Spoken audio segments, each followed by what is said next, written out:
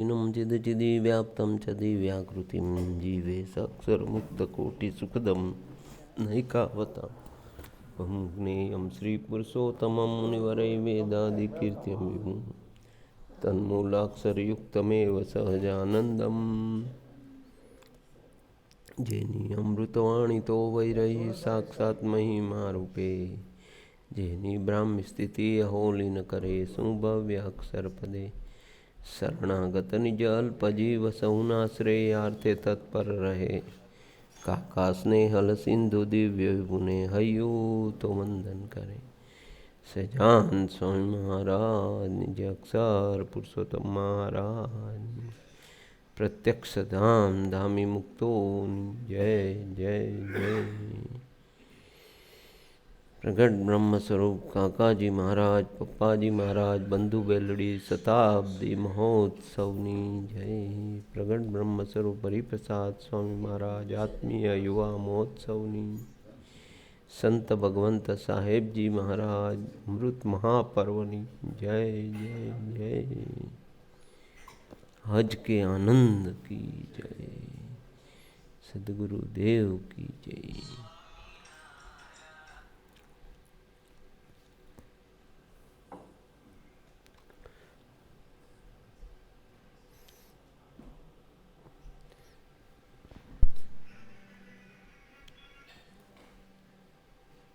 एक दो दिन में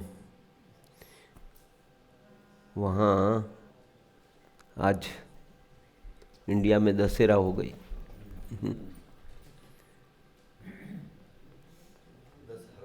दशहरा विजय दिन स्वामी जी नो पार्षदी दीक्षा दिन અને ઘણા બધા સંતોને આજે જે દીક્ષા આપી અને 50 વર્ષ પૂરા થયા એમ 1964માં 64 કે 65 50મું વર્ષ 50મું બેઠું હરિપ્રસાદ સ્વામીજી જોડે જેમણે જેમણે દીક્ષા લીધી એ બધાને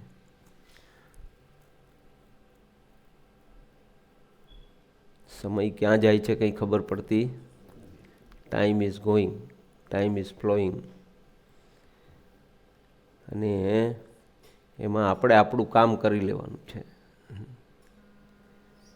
भगवाने बधाने आ पीरियड आप्यो छे अने एमां पोताना जीवननुं एटले गुणातीतानंद स्वामीए कह्युं छे के ज्यां परमेनન્ટ रहेवानुं छे एनी माटे कंई थतुं नथी अने ज्यांथी उचाळा भरवाना छे ज्यां रहेवानुं एनी माटे बधुं आपणे उद्यम करीए छीए। एटले जेटलो समय मळे छे एटले भगवाने एवुं पण नथी कीधुं के तमे 24 कलाक माळा लईने मंदिरमां बेसी रहो,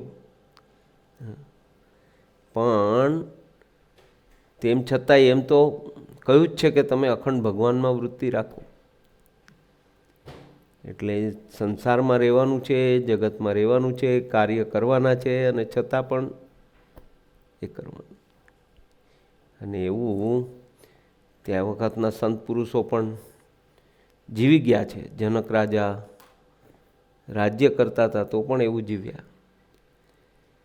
કાકાજી પપ્પાજી ગૃહસ્થમાં રહ્યા અને કેટલું બધું કામ કર્યા। યોગીજી મહારાજે આમ જોવા જઈએ તો 20 વર્ષ જ કાર્ય કર્યું 1951 to 71 પણ 20 વર્ષમાં કેટલું કામ કર્યું। શાસ્ત્રીજી મહારાજે 2005 એટલે કે 1905 થી 51 એટલે 45 years એમાં પણ 5 મંદિર બનાવ્યા, ફક્ત 5 મંદિર, પણ પાયા કેવા નાખ્યા મજબૂત।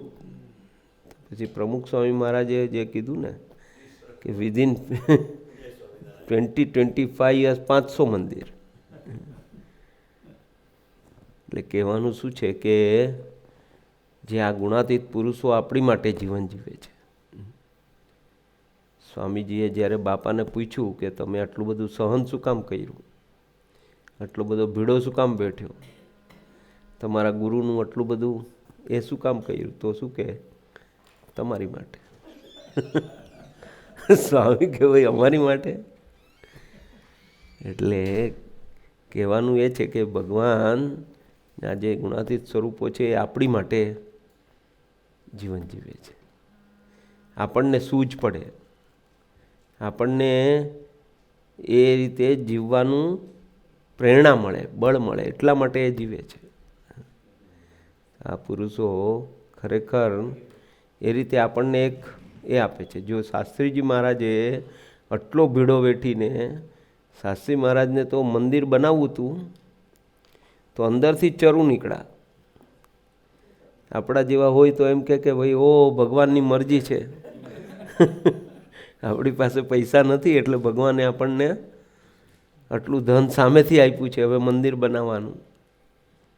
તો શાસ્ત્રી મહારાજ એને પાછું નાખી દો, દાટી દો. આપણે તો હરિભક્તોના એક એક રૂપિયાથી, એક એક પૈસાથી મંદિર બનાવવું છે, અને એ રીતે મંદિર બને. એટલે સામેથી તકલીફ, જેને કહીએ ને કે આવકારી, અત્યારે આપણે કહીએ કે તકલીફ આવતી હોય તો દૂર જાઓ,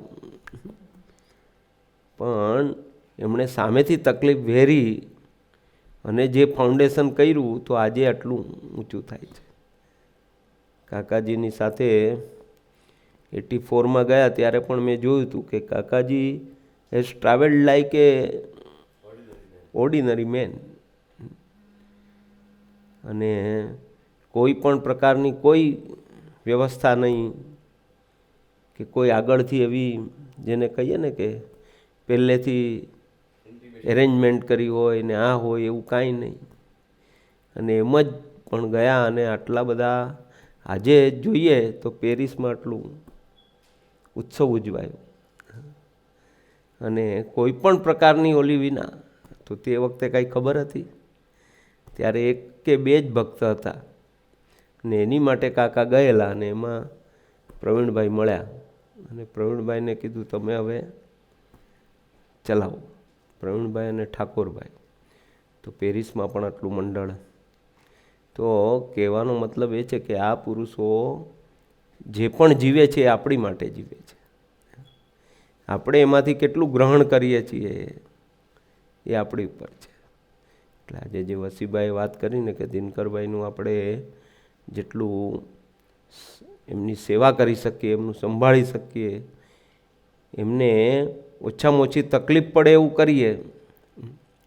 એટલે કાકાજી કહે ને કે ભાઈ અમારે તકલીફ બીજી એ નથી, તકલીફ તમારા મનના તુક્કાની છે, એમાંથી આપણે આગળ જવું છે. અને એ માટે આપણે ને એક તક છે અત્યારે બધા માટે. એક એવી તક મળી છે કે ભાઈ ચલો 2016માં આપણે કાકાજીનો શતાબ્દી મહોત્સવ મનાવવી છે.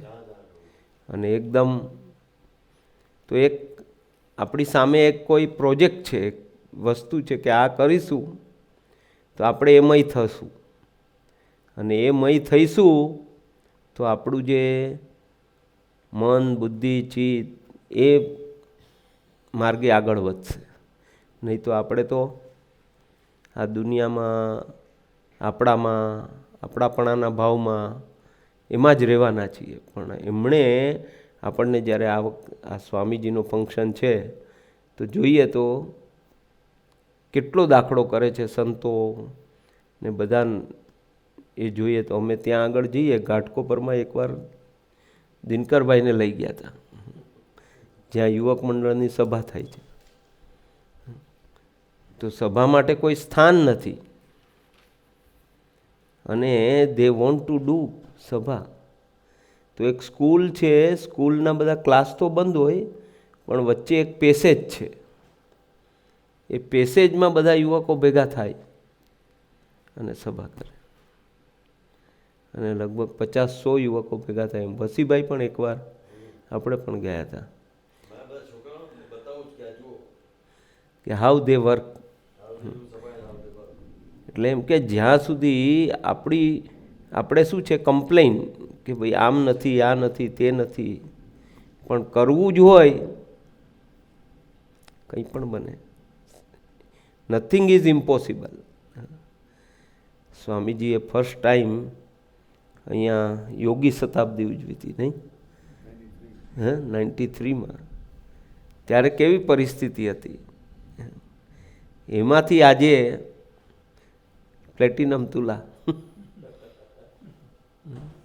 અને કેટલી વ્યવસ્થિત.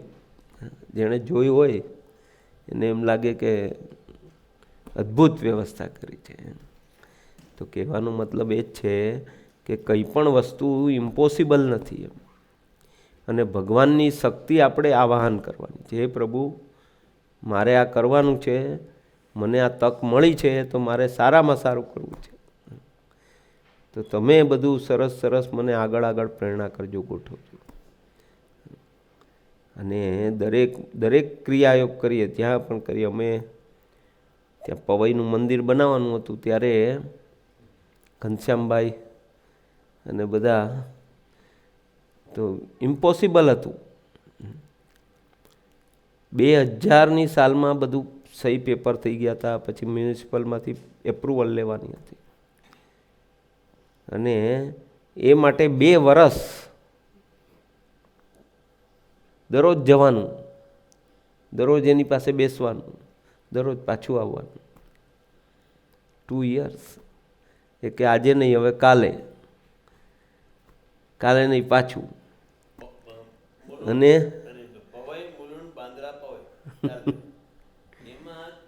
2 વર્ષમાં એટલે ઇમ્પોસિબલ. ત્યારે એમ થાય કે આ તો હવે ખાલી દરરોજ ટાઈમ પાસ કરે છે એમ જવાનું. પછી એકવાર ગયા હશે ને તો ઓલા આર્કિટેક્ટ શું કે એને કહ્યું હશે કે ભાઈ તમારે મૂર્તિ આવી ગઈ છે અમારે એમ.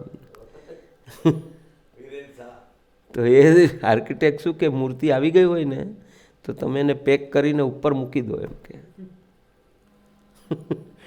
એટલે એ વ્યક્તિ પણ સપોર્ટ નહીં કરવાવાળી, જેને બનાવવું છે એને પણ. ત્યારે ઘનશ્યામભાઈ શું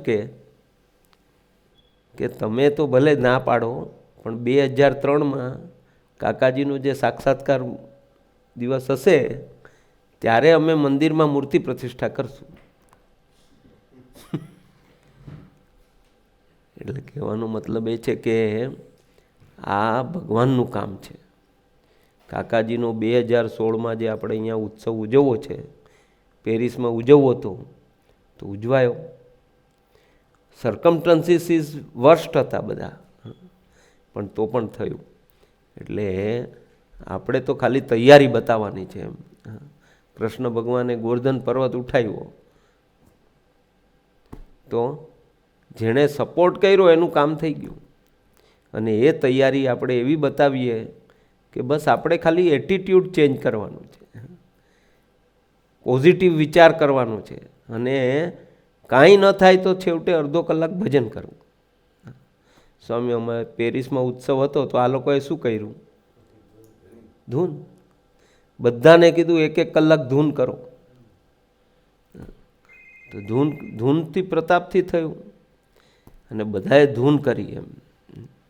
બધા ભેગા મળે, કરે, ભજન કરે, પ્રાર્થના કરે. એ લોકો તો બધા કરતા હતા. એવું જ અહીંયા પણ આપણે આ ઉત્સવ ઉજવવો છે તો એની માટેની આપણી તૈયારી એ હોવી જોઈએ કે બધાએ ભેગા મળવું જ. ભલે 10, 15, 20, 25 જણા હોઈએ તો પણ એની પાછળ મંડવું છે. અને ખરેખર મંડીએ તો શું ન થાય. 93માં કાકાજીનો અમૃત મહોત્સવ ઉજવવો હતો તે વખતે તો કાંઈ હતું નહીં, જગા પણ નહીં, અને કોઈ મંદિર કે કાંઈ હતું નહીં. ત્યાં પણ પવાઈમાં કરવું હતું તો કોઈ બધા ગેસ્ટ આવે અને ક્યાં રાખવાના એ પણ બધો મોટો પ્રશ્ન હતો. તો પપ્પાજી, સ્વામીજી બધા જ, બા બધા. અને આપણો તો પહેલો જ સમય હોય એવો. ઘનશ્યામભાઈને ખબર છે, અમે બધા દરરોજ સાંજે ભેગા થઈએ, મિટિંગ કરીએ મીટિંગમાં મજા આવે બધું. હા, એની હાવ એમ થાય કે આ બધું ક્યારે પાર કેમ પડશે. પણ જો ભગવાનનું કામ હતું એ કરશે. એટલે 2016માં દિનકરભાઈએ સંકલ્પ કર્યો છે, વસીભાઈએ સંકલ્પ કર્યો છે કે આપણે આ ઉત્સવ અહીંયા સરસમાં સરસ ઉજવવો છે. તો જો આપણે એમાં નહીં કરીએ તો બીજું કોઈ કરશે, પણ કરશે તો થવાનું છે. એટલે we have to be alert, જાગૃત થઈ જવું છે કે ભાઈ મારે આમાં શું કરવું, મારે દરરોજ 1 કલાક 2 કલાક 3 કલાક એમાં શું ફાળો આપવો, અને એમાં જે ફાળો આપણો હશે એ કામ કરશે. જે તનથી, મનથી, ધનથી, ભાવનાથી, એની આવો ધૂનથી, ભજનથી, anyway we want to contribute. અને ટીપે ટીપે સરોવર ભરાય એના જેવી વાત છે ભાઈ. હા, થોડું થોડું કરીએ તો પણ મોટો એ થઈ જાય.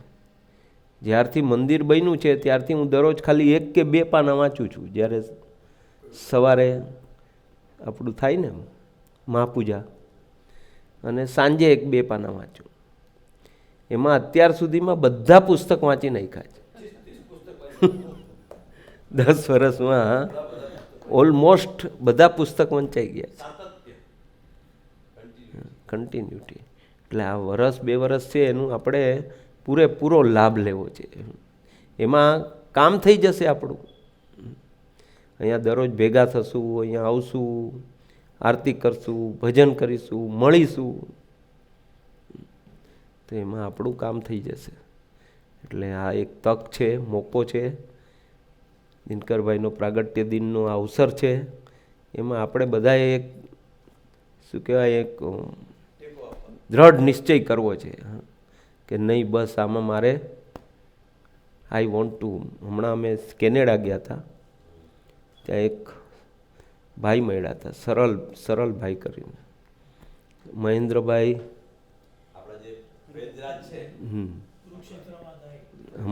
મહેન્દ્રભાઈના એના છોકરો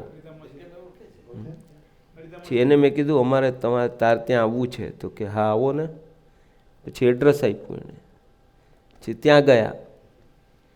પછી ગયા પછી મેં કીધું આ પહેલાં તો તું બીજે ક્યાંક રહેતો હતો. તો કે આ તો હું આમને ત્યાં રહું છું અહીંયા હમણાં. જે મારું ઓલું ઘર હતું ને એ વેચી નાખ્યું સ્વામીજીની સેવા કરવા માટે. બોલો કેવી ભાવના હશે. ઘર વેચીને અત્યારે એ કે હું અહીંયા રહું છું. એવી ભાવનાથી તો સ્વામીજીની આ થાય, નહીં તો ન થાય.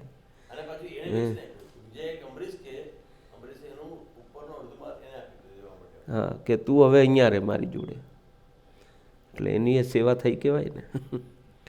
પણ આવી ભાવનાથી જો સેવા કરીએ તો સ્વામીજીને રાજી ન થવું હોય તો પણ થવું પડે. અને સામાન્ય સેવક કહેવાય.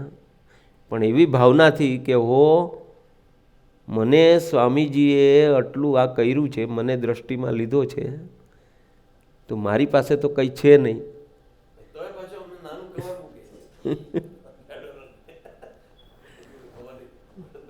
તો કહેવાનો મતલબ એ છે કે શું ન થાય. એ કે અમે બધાએ નક્કી કર્યું હતું કે ઓલું શું કે આપણે ભક્તિપત્રી, ઓલું શું, હા, એ કંઈ $10 $11 કે એ કંઈ આપવાની બધે. અને ડોનેશન રિસિપ્ટ તો કે બધે આપવા જતા હતા. પછી અમારે એમ કે દર સેટરડે સન્ડે બધાએ જવાનું, કોઈ પણ જે સત્સંગી હોય કે ન હોય એને જવાનું, એને વાત કરવાની અને એને આપવાની. પછી આપે તો ભલે, ન આપે તો પણ ભલે, no problem. We have to do our efforts. તો એક જગ્યાએ ગયા તો એણે એ જોયું. પછી એને જોઈને, એ ઇંગ્લિશ માણસ હતો,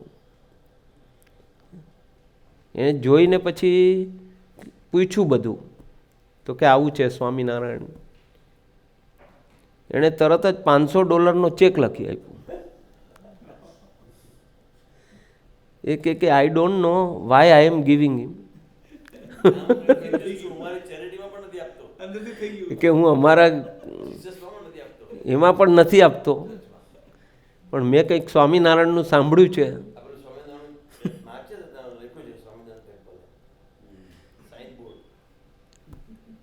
અને આઈ ફીલ, મને અંદરથી એમ ફિલિંગ થાય છે કે હું આપું એમ. એટલે ભગવાન ક્યાં ક્યાં કેવા પ્રગટે છે કે આ ચેક પાસ થશે કે નહીં થાય.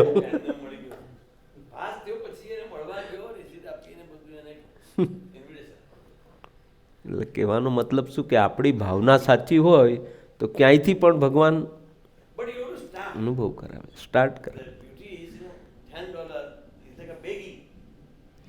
એક મંદિર, જ્યારે મંદિર બંધાતું હતું ત્યારે અમે ₹10 કૂપન કાઢેલી. ₹10 is a not a big, ₹10. તો અમે બધા જાય, ઓલા બહેનો જાય, બધા જાય, બહેનો ને બધા. તો એક જગાએ ગયા ને તો એણે ઘણું બધું એણે કીધું, આમ તેમ, તમે આ શું કરો છો, આમ છે તેમ છે, આ પૈસામાંથી કંઈક થોડું મંદિર બનવાનું છે ને એવું બધું ઘણું બધું કીધું. એટલે ખાલી શાંતિથી સાંભળ્યું, કંઈ બોલ્યા નહીં. એટલે મારે એક પણ પૈસો નથી આપવો એમ કરીને વયા ગયા. થોડા આગળ ગયા ને પછી એણે એક માણસને મોકલ્યો કે ઓલા બેનને પાછા બોલાવો, અને એને ₹100 આપ્યા. એ કે આ હું એટલા માટે નથી આપતો કે મને આમાં છે, પણ મેં આટલું બધું કહ્યું અને you have not reacted anything, that's why I am giving. એટલે ભગવાન તો ત્યાં પણ આપણે જીવનથી, આપણા વર્તનથી, આપણા વિચારોથી પણ સામા માણસને એ થાય છે. એટલે સાચા અર્થમાં આજે પ્રાર્થના કરીએ અને એની માટે બસ દોડીએ, મંડીએ. દરરોજ સવારના પ્રાર્થના કરવાની, હે મહારાજ, હે સ્વામી, હે કાકાજી, આજે મને સરસ કંઈક એવું કરાવજો જેથી કરીને કાકાજીની શતાબ્દી માટે હું કંઈક કરી શકું. અને સાંજે પણ એ જ પ્રાર્થના, આવતીકાલે પણ મને એવું બળ આપજો, આજે જે થયું. એટલે દરરોજ થોડુંક કરશું તો પણ મોટો હોજ ભરાઈ જાય, મોટો દરિયો થઈ જશે, અને બધાને અલગ પ્રકારનું બળ મળશે. તો સૌને એ બળ મળે એની માટે નેક્સ્ટ યર પણ આપણે એક પ્રોગ્રામ રાખ્યો છે, એ પણ પાક્કો કરવો છે. અને એમાં પણ આપણને એમ થઈએ કે અમે વસીભાઈ આવે તો એમને થાય કે નહીં બસ હવે ગુડ, અને છીએ જ, નો ડાઉટ એમાં. અને દિનકરભાઈની જે ભાવના છે એ તો પોઝિટિવની પોઝિટિવ છે. આપણે જેટલું પોઝિટિવ વિચારીએ એના કરતાં એ પણ અનંત સ્ટેજ આગળ છે પોઝિટિવિટીમાં. તો આપણે તો ખાલી થોડોક જ વિચાર કરવાનો છે, એમાં એમની આટલી મોટી ભાવના ભળશે એટલે તો કેટલું બધું મોટું કામ થાય. એટલે એ કરી શકીએ ને ખરેખર એમને જે કરાવવું છે, એમની જે ભાવના છે એ પ્રમાણે આપણે જીવન જીવતા થઈએ, એ જ પ્રાર્થના છે. જય સ્વામિનારાયણ.